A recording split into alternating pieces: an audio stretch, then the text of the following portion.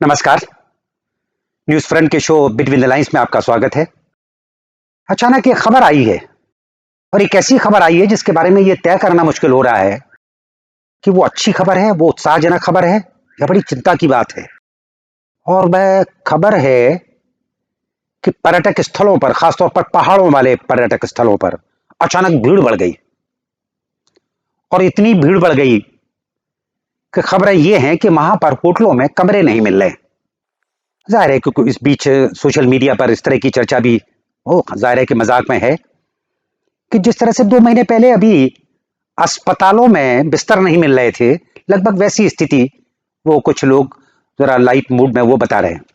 और इसी वजह से एक इंप्रेशन ये बना है कि इसका विश्लेषण होना चाहिए, इस पर एक चर्चा होना चाहिए, इसके बीच में देखा जाना चाहिए कि यह प्रवृत्ति है किस तरह की।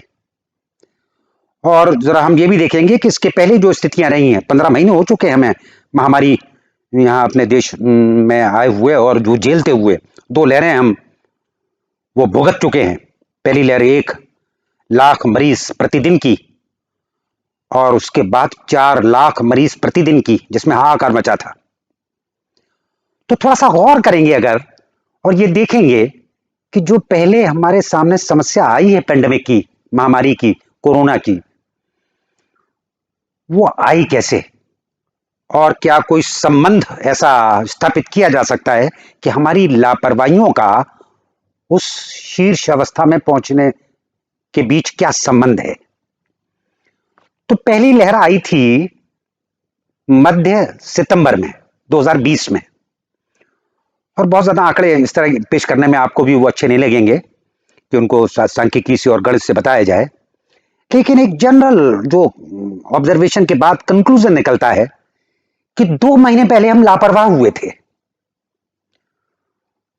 लगभग जून जुलाई में हम हद दर्जे के लापरवाह हो गए थे। 2020 में अनलॉक करने का हमने इतना ज्यादा दबाव अपने ऊपर महसूस करते हुए और अनलॉक में लगा दिया था। अर्थव्यवस्था का मामला था और हर चीज खोलने पे लग गए थे, और वो एक सूचना, वह एक संदेश पहुंचा लोगों के पास कि अब कोरोना काबू में है, अब स्थिति सामान्य है। और उसका खमियाजा हमने ये भुगता कि मध्य सितंबर में 15-16 सितंबर को ये आंकड़ा जब 1 लाख पहुंचने को हुआ, तो फिर हम एकदम वो चिंतित हुए और फिर हमने सब कुछ बंद किया। हम अपने अपने घरों में बंद हुए, वो जितने भी और उपाय थे, प्रोटोकॉल था, उन सब पर जोर लगाया और किसी तरह से उसको काबू में आने की हमने कोशिश की कि काबू में लाया जाए। और वाकई वो काबू में आया, हमारी चिंता होने के कारण, हमारे सतर्क होने के कारण। और होते होते जब वो 10-11 हजार पहुंचा प्रतिदिन आंकड़ा, तो फिर वो स्थिति बनी। और बड़ा यहां पर जिक्र करने के लिए, आपको याद दिलाने के लिए ये बात आ सकती है कि वे सर्दियों के दिन थे और वो दिसंबर से लेकर फरवरी तक, यानी मोटे तौर पर मान लें जनवरी, तो लोग गोवा पहुंचे थे और भी जितने भी ऐसे पर्यटन स्थल हो सकते थे जहां पर समुद्र है। कोई हिसाब नहीं लगा इसका कि जो वो लापरवाहियां हुई और 11,000 या 12,000 जब संक्रमित प्रतिदिन का आंकड़ा पहुंचा, और जो अखबारों में, जो हमारे मीडिया में जो खबरें आई कि अब ये निपट गया, अब ये बस अब काबू में आ गया, अब इस पर लगिए, अब अपना रूटीन में आइए, और रूटीन में क्या आइए, अब जरा मजे कीजिए। तो उसके बाद का असर ये हुआ कि आंकड़ा फिर बढ़ना जब शुरू हुआ, तो वो बढ़ते बढ़ते मई, इस साल मई के पहले हफ्ते में वो 4 लाख पहुंच गया। सारी दुनिया में बहुत ज्यादा चर्चा होने लगी देश की, भारत की, कि भाई ये तो वहां पर विस्फोट हो गया और चारों तरफ हाहाकार मच गया। तो फिर हमें सतर्कता बरतना पड़ी, फिर हमें उसी तरह की बातें कहना पड़ी। और जैसे ही वो आंकड़ा नीचे उतर कर आ रहा है, और इतना नहीं आ रहा है अभी, 34,000 हैं प्रतिदिन। पिछले पीक पर वो जो 11,000 थे उससे 3 गुने हैं, लेकिन चारों तरफ से यह संदेश कि अब स्थिति सामान्य हो गई है। यहां पर यह भी नहीं कहने वाले लोग कम हैं कि स्थिति सामान्य हो रही है, कुछ स्थिति सामान्य हो गई है, इस तरह का संदेश। तो ये जो खबर है, मनाली, शिमला, नैनीताल, मसूरी, इनसे जो खबरें ये आ रही हैं, क्या ये उसी तरह की लापरवाहियों को बताने वाली खबर नहीं है जो लापरवाहियां हमने दूसरी पीक में और उसके पहले पहली पीक में की थी? बिल्कुल, अगर अखबारों पर कोई नजर रखने की बात हो, टेलीविजन खबरों पर कोई नजर रखने का कोई इंतजाम हो, तो ये निष्कर्ष निकाला जा सकता है कि ये संदेश कब कब दिए गए और उन संदेशों को हासिल करने के बाद, उन संदेशों को पाने के बाद जनता का व्यवहार क्या हुआ। तो ये जो 34,000 का आंकड़ा है और लगातार है, 1-2 हफ्ते से हम 40, 45, 35 इनके बीच में झूल रहे हैं। अभी ऐसी स्थिति नहीं है जिनको कि हम कह सकें कि ये रुझान 2-3 हफ्तों में उतार का है। एक आंकड़ा और आता है जिसमें कि हर हफ्ते का हम आंकड़ा देते हैं, तो आज भी 3-3.5 लाख मरीज प्रति हफ्ते हैं और वो पिछले हफ्ते से कुछ बहुत ज्यादा कम नहीं है, 10-11% कम है सिर्फ, जबकि इसके पहले वो 30-35% कम होने लगे थे, जो भी 4 लाख से नीचे हम आए। बहरहाल, ये जो आज का आंकड़ा है, ये कोई ऐसा आंकड़ा नहीं है कि जिसमें हम इस तरह से लापरवाह हो जाएं, इस तरह से हम उन खबरों को सकारात्मक बनाकर पेश करने लगे या उनकी चर्चा करने लगे। और जो हम पहले गोवा गए जब सर्दियां थी, तो गर्मियों में जो हम जा रहे हैं अभी पहाड़ों पर, तो इन पहाड़ों पर कोई व्यवस्था हमें ऐसी नहीं दिख रही है।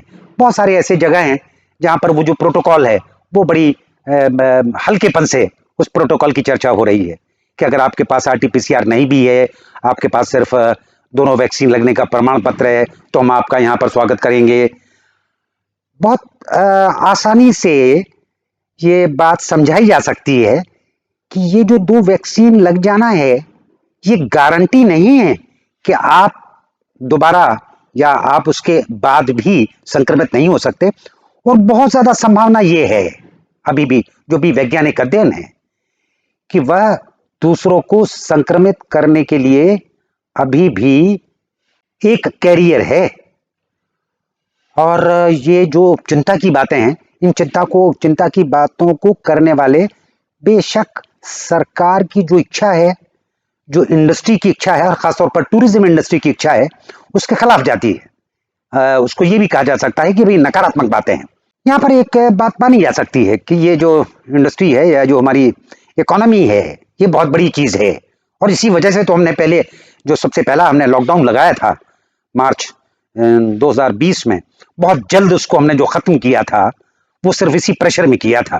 हमें पता चल गया था कि जो जान है, जो हम बात कर रहे थे कि जान है तो जहान है, बहुत जल्द हमने इसको मान लिया था कि नहीं, जान भी जहान भी, और उसका खमियाजा भी भुगता, इतना ज्यादा भुगता कि जो कुछ भी हम GDP को कायम रखने के लिए कर सकते थे, उससे कई कई गुना बड़ा नुकसान वो हो गया। अगर हम लॉकडाउन रखने में जितना GDP का नुकसान हम उठाते, उससे कई गुना नुकसान हम इस भयानक 2 लहरों के बीच उठा चुके हैं। और ये जो स्थिति आई हमारे सामने आज, जिसमें कि हम कुछ ज्यादा सतर्क नहीं दिख रहे हैं, उस स्थिति को कम से कम पुराने सबक जो हमारे पास हैं, पहली लहर के पहले के और दूसरी लहर के पहले के, जहां यूं कहें कि पहली लहर के उतार के बाद और दूसरी लहर के उतार के बाद जो हमें सबक मिले और हमने जो लापरवाहियां बरती, उनको कोरिलेट कर लेना चाहिए। और खासतौर पर वैज्ञानिकों को, विद्वानों को, जो भी इस तरह के अध्ययन कर सकते हैं, उनको देख लेना चाहिए कि इसका कोई सहसंबंध है या नहीं है। और ये मुगालता हो सकता है सिर्फ हमारा कि अब ये तीसरी लहर जो है वो, क्योंकि बाकी और दुनिया की भी स्थिति ठीक ठाक चल रही है और उनके यहाँ भी उतार पर है सब जगह, इसका मतलब है कि कोरोना अपने आप कमजोर पड़कर सार्स की तरह वो अब गायब होने को है। अलबत्ता बहुत ज्यादा चर्चा सरकार की तरफ से भी, विद्वानों की तरफ से भी, मेडिकल जो भी एक्सपर्ट्स हैं उनकी तरफ से भी, कि ये जो डेल्टा और डेल्टा प्लस है, इसको लेके अभी हम निश्चिंत नहीं हैं। और इसके संक्रमण की जो तीव्रता है, इसका जो प्रसार की क्षमता है, उसको बताया जा रहा है कि 40% ज्यादा है, वो 40% ज्यादा है। अलबत्ता कोई इस तरह का हमारे पास अध्ययन या इस तरह का कोई निष्कर्ष, वैज्ञानिक निष्कर्ष है नहीं, लेकिन बात तो की ही जा रही है। जाहिर है कि ये बात इसलिए की जा रही होगी कि अगर मान लीजिए ऐसा हो जाता है तो कम से कम ये कहने के लिए हो जाए कि हमने आगाह किया था। लेकिन फोर्सफुली इस बात को कहा नहीं जा रहा है, और फोर्सफुली नहीं कहा जा रहा है उसका सबूत ये पहाड़ों से आने वाली खबरें हैं। वरना इन खबरों के बीच में एक तबका कहने वालों का, जागरूक जो नागरिक हमारे हैं, उनके बीच का एक तबका वो वोकल हो सकता है, वो मुखर हो सकता है कि भाई ये बहुत चिंताजनक खबर है। और पिछले 2 सबक हमारे सामने जिस तरह के हैं, उन सबकों की बातों में बहुत ज्यादा, उस पहले से भी ज्यादा सतर्कता बरतना चाहिए, लेकिन वो दिखती नहीं है। तो इसलिए उन आकर्षक जो फोटोग्राफ्स हैं, जो तस्वीरें हैं, वो कहीं दूसरा मैसेज ना दे दें। और ये जाहिर है कि जब भी कोई इस तरह की छूट मिलती है, जब भी इस तरह का कोई मौका मिलता है, तो जो समर्थ हैं, जो पैसे खर्च कर सकते हैं, जो भी पर्यटन पर जा सकते हैं, उनके लिए बिल्कुल ये सुविधाजनक स्थिति है। उनको लगता है कि जिस तरह की स्थिति हमारी घर पर रहते हुए रूटीन में है, उससे बेहतर स्थिति हम वहां पर पैदा कर लेंगे। खासतौर पर ये जो टाइम है, अभी भी वर्क फ्रॉम होम है, वो अभी चालू है। और जो वर्क फ्रॉम होम जिनको ये अपॉर्चुनिटी मिली हुई है, मोस्टली वो मैनेजर्स हैं, वो अच्छे पदों पर हैं, वो उनकी तनख्वाह भी अच्छी है। और ये वर्क फ्रॉम होम की जो स्थिति है, इस स्थिति में ये सोचना बड़ा स्वाभाविक है वैसे लोगों का कि जिस तरह से हम घर में बैठकर काम कर रहे हैं, वैसा हम पर्यटक स्थल पर बैठकर भी कर सकते हैं, घूमते हुए भी कर सकते हैं, वहां रहते हुए कर सकते हैं।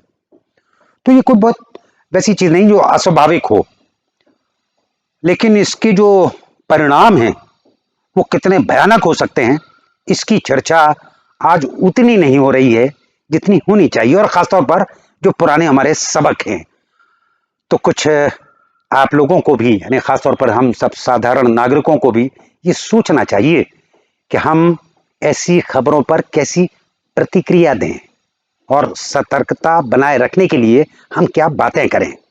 धन्यवाद।